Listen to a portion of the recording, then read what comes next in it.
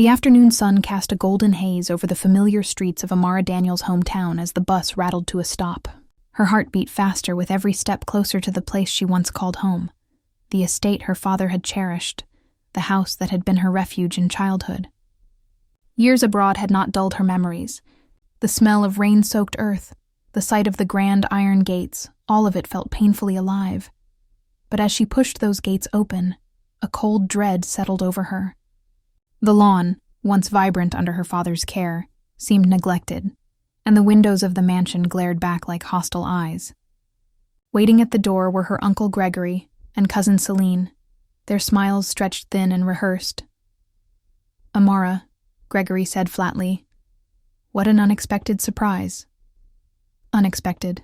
The word stung. This was her home, her father's legacy, yet they stood as though she were a trespasser. Inside, the air was thick with silence, as if the house itself disapproved of her return. Amara's gaze swept the familiar corridors only to realize something was terribly wrong. Her photographs were missing from the walls. The study, once her father's sanctuary, was locked, and when she reached her old bedroom, she froze. A heavy padlock sealed the door shut, as though her very existence had been erased. "What happened here?" she whispered, but Celine only shrugged, eyes glittering with a cruel amusement. The pit in Amara's stomach deepened. Documents her father had promised her, papers about the estate, were nowhere in sight. It was as if the life she once knew had been scrubbed clean, and standing in the heart of her father's house, Amara realized a chilling truth. Her family hadn't been waiting for her return. They had been preparing to erase her. The night was unnervingly quiet, broken only by the occasional creak of the old floorboards as Amara moved through the darkened corridors. Sleep refused to come. Too many questions gnawed at her. Why had her father's study been locked? Why was her bedroom sealed as though she had never lived there? Every corner of the house whispered secrets, and she was determined to listen. Clutching a small lantern, she traced her steps toward the east wing, where the light under a door flickered faintly. She pressed her ear against the wood, her breath caught in her throat. "I told you, Gregory." Celine's sharp voice cut through the silence. She shouldn't have come back. "She ruins everything." A low growl of her uncle followed. "Calm yourself. We handled her once, we'll do it again. She won't find anything this time. By morning, she'll know her place, or she'll be gone." Amara's chest tightened. Handled her once? What did that mean? Their words wrapped around her like icy chains, pulling her deeper into fear. She leaned closer, every muscle trembling, desperate to hear more. Celine laughed softly, a sound that sent shivers down Amara's spine. "She still thinks this is her home. Foolish girl. By the time she realizes what we've done, it'll be too late." The lantern in Amara's hand flickered, threatening to expose her. Heart racing, she retreated into the shadows before they discovered her listening. The betrayal she had once feared now stood confirmed. They were plotting against her. Back in her room, Amara sat on the edge of the bed, hands shaking. How long had they been planning this? How far were they willing to go to erase her from her father's legacy? One thing was certain: she could no longer trust anyone. The following morning, Amara forced herself to join her family at breakfast. The long oak dining table, once filled with laughter and warmth, now felt like a battlefield. Gregory sat at the head, sipping his coffee with an air of authority, while Celine, poised and elegant, smiled sweetly at Amara as though nothing were amiss. But the sweetness was a mask. Amara caught the flicker of mockery in Celine's eyes each time she lifted her cup, as if daring her to speak out. "So, cousin," Celine said with feigned warmth, "what brings you back after all these years? Surely you didn't think this house still belongs to you?" The pause before her words was deliberate, sharp as a knife. Amara's jaw tightened. "This is my father's home. He left it for me." "You know that?" Gregory's lips curled into a cruel smirk. He pulled out a stack of papers from a leather folder and slid them across the table. "Things change, Amara. Your father made arrangements before he passed. The estate has been transferred legally. Celine is the rightful heir now." Her fingers trembled as she skimmed the documents. The signatures, her father's handwriting, looked wrong, twisted, forged. A chill ran down her spine. "You forged these." she whispered, looking straight at Celine. You and him. Celine's smile widened, venom hiding behind her perfect teeth. Careful with your accusations, dear cousin. You wouldn't want the town to think grief has driven you mad. The heartbreak struck harder than the betrayal itself. This was Celine, the same girl who once shared secrets under the blankets, who swore they'd always be sisters. Now she sat across the table, dismantling her world with forged ink and lies. Amara realized she wasn't just losing her home. She was losing the last piece of family she thought she could trust. Dust clung to Amara's fingers as she pushed open the attic door. The wooden stairs groaned under her weight, and the air smelled of mothballs and forgotten years. A single shaft of moonlight slipped through a crack in the roof, illuminating piles of boxes stacked against the walls. This place had always unsettled her as a child, but tonight it felt like the attic itself was holding its breath, guarding secrets only she was meant to find. She began rifling through the boxes, her hands trembling with both fear and hope. Old toys, faded photographs, and her mother's worn shawl surfaced from the dust, each one tugging at her heart. Then, tucked inside a weathered chest, she found a bundle of envelopes tied with a frayed ribbon. Her heart skipped. The handwriting on them, strong, deliberate, was her father's. Sitting cross-legged on the cold floor, she carefully unfolded one letter. My dearest Amara, it began. If you are reading this, know that my wish is for you to safeguard what is rightfully yours. The house, the land, the legacy, it must remain with you. Her breath caught. These letters were proof that her father had intended for her to inherit the estate. But as she read further, her joy turned to dread. The pages were torn, fragments missing, as if someone had deliberately ripped them apart. Whole sentences ended mid-thought. One letter stopped abruptly after the words, "The will is hidden." Her pulse raced. Someone had tried to destroy this evidence. Hands shaking, Amara gathered the letters to her chest. She could almost feel her father's presence urging her forward. For the first time since her return, hope burned within her. But she also knew this discovery painted a target on her back. Whoever had torn these letters would not let her keep them for long. The following evening, Amara stood before the heavy oak door of her father's study. Her fist clenched around the bundle of torn letters she had found in the attic. The house was quiet, but her heart pounded like thunder. She could no longer stay silent. She pushed the door open without knocking. Gregory sat behind the desk, his cigar smoke curling toward the ceiling, while Celine lounged in a velvet chair, her lips painted with that same smug smile. I found Father's letters, Amara declared, her voice trembling but steady. He wanted me to inherit this home. Not you, not Celine, me. She tossed the letters onto the desk, the pages scattering across the polished wood. Gregory barely glanced at them. Old scraps of paper, he sneered. You think this will save you? The law is already on our side. Celine leaned forward, feigning concern. Amara, you should let this go. Why torture yourself clinging to a house that no longer belongs to you? Her voice dripped with mock sympathy, but her eyes glittered with malice. Anger surged through Amara. This is my home. You've twisted Father's wishes, stolen what was never yours, and tried to erase me as if I never existed. Gregory's hand slammed against the desk, rattling the glass ashtray. Enough! His voice boomed. You abandoned this family years ago. You forfeited your place the day you walked away. This house is ours now. Accept it or leave. The word struck like a blade, but Amara refused to bow. She gathered the scattered letters, her resolve hardening. I will not leave quietly, she said, her voice steady with defiance. You may think you've won, but this house still remembers who it belongs to. And so do I. She turned and stormed out, but their laughter followed her down the corridor like knives in the dark. Amara sat alone in her dimly lit room, the weight of betrayal pressing heavily on her chest. The laughter she had left behind in the study echoed in her mind like a cruel reminder that she was fighting this battle alone. Or so she thought. A soft knock startled her. She opened the door to find Mrs. Evelyn, the family's longtime housekeeper, standing in the hallway. The older woman's face was lined with age and worry, her hands clutching a small, worn notebook.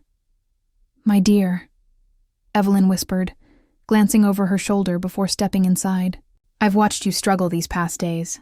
I can't stay silent anymore." Amara frowned, confused. "What do you mean?" Evelyn handed her the notebook. "I've kept records, things I've seen over the years. Your uncle's scheming, Celine's lies, even the day they locked your father's will away. I knew one day the truth would matter." Amara's hands shook as she flipped through the pages. Every entry was dated, every word meticulously detailed. It was evidence, perhaps the very key to proving her father's true intentions. "Why are you helping me?" Amara asked softly, tears stinging her eyes. Evelyn's gaze softened. "Because your father trusted me. He made me promise to watch over you if anything happened to him. And because you deserve this home more than those vipers downstairs." For the first time since returning, Amara felt a spark of hope. But Evelyn's next words cut through her relief like ice.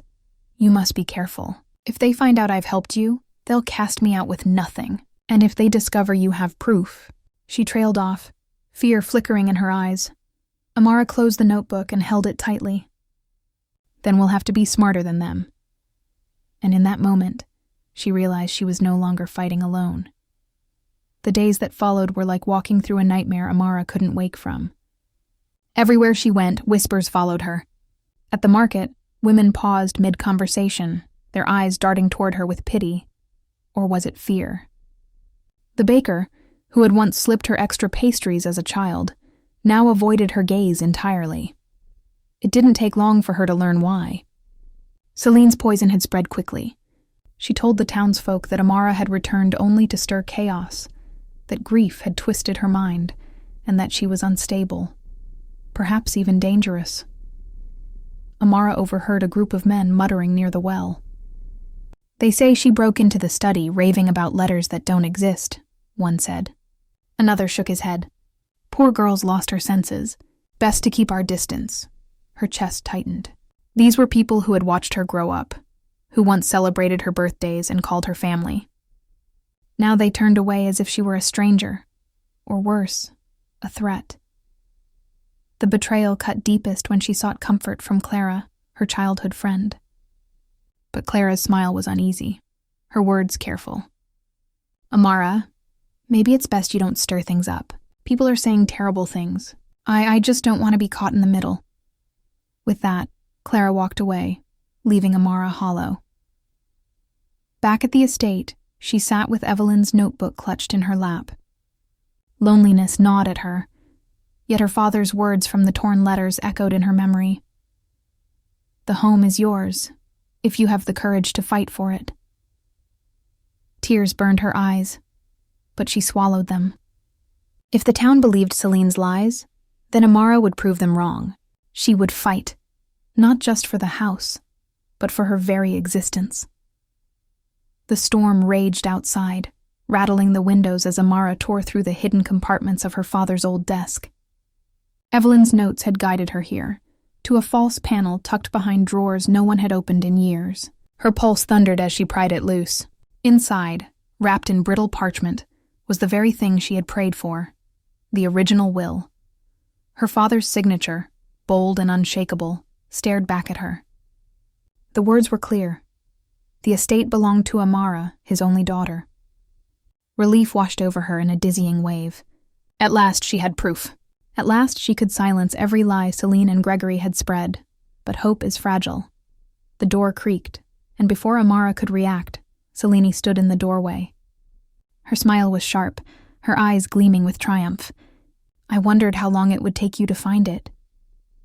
Amara clutched the will to her chest. "This ends tonight. Father's wishes will be honored. You can't erase me anymore." Celine's expression hardened as she stepped forward. In a sudden, swift motion, she snatched the parchment from Amara's trembling hands. The paper crumpled as Celine held it high, her laughter cold. "You foolish girl," Celine hissed. "Did you really think this was about the house? No, it's about you. I've spent my life in your shadow. Father's favorite. The darling daughter. The heir. I don't want the house, Amara. I want your place. I want you gone." The words pierced deeper than any blade. It wasn't greed alone that drove Celine. It was jealousy, festering for years. As thunder cracked above them, Amara realized the truth. Celine didn't just want to steal her home. She wanted to erase her existence entirely, to live the life that was never hers. The dining hall glowed with candlelight as the family gathered for what Gregory claimed was a celebration of unity. The long table was laden with food, but the air was heavy with unspoken tension. Amara stood at the far end, her heart racing, Evelyn's notebook clutched tightly in her hands. Tonight there would be no more whispers, no more hiding. As the chatter died down, Amara rose. "Before we continue," she said, her voice steady, though her hands trembled, "I have something to share." All eyes turned toward her. Celine smirked, Gregory narrowed his gaze, and the rest of the relatives shifted uneasily. Amara opened Evelyn's notebook and laid it flat on the table. "This journal holds the truth. Every scheme, every forgery, every lie you've spun, it's all here. My father's will was hidden, destroyed by the very people who should have protected his wishes." She lifted her gaze, locking eyes with Gregory. "You," gasps rippled around the table. A cousin muttered, "Is this true?" Gregory's jaw tightened, but before he could speak, Amara pressed on. "The forged documents you flaunted, they're worthless. My father wanted this estate to be mine, and Evelyn's records prove it." Celine's chair scraped loudly against the floor as she stood. Her smile vanished, replaced with raw venom. "You think this changes anything? You think a few scribbles will erase years of work?" Her voice rose, trembling with rage. "I never loved you, Amara. Not once. You were always the favorite, always the chosen one. I wanted to take everything, your home, your name, your place, because I wanted you gone, forever." The room fell silent, the confession echoing like thunder. For the first time, the masks were gone. The betrayal was naked, undeniable. And Amara knew. This was the moment she had been waiting for. Silence weighed heavily in the dining hall after Celine's furious confession. The family sat frozen, faces pale, unable to deny the truth any longer. Amara stood tall, her heart pounding but her spirit unbroken. For once, she thought she had won. Then Evelyn, her voice trembling, stepped forward with something clutched tightly in her hands. "There is one more letter," she said. "I kept it hidden all these years as your father instructed. He wanted you to find it only when the time was right." Amara unfolded the aged parchment, her father's familiar handwriting staring back at her. "My beloved Amara, the house is not a prize to be fought over. It is a legacy meant to bind our family, not break it. I leave it to you not as an owner, but as a guardian. Remember, bricks and land mean little without love to fill them. If division takes root, walk away with your dignity intact. That will be your true inheritance." Tears blurred her vision. Her father had not wanted her to cling to the house, but to rise above the greed it had inspired. Slowly she lowered the letter, her voice quiet yet firm. "I will not destroy you, Celine. This house, it isn't worth my soul. You can have it." Gasps rippled through the room. Celine's triumph flickered, confusion clouding her eyes. Amara turned, her steps steady as she left the hall. And for the first time she felt free, unburdened by walls that had become a prison of betrayal.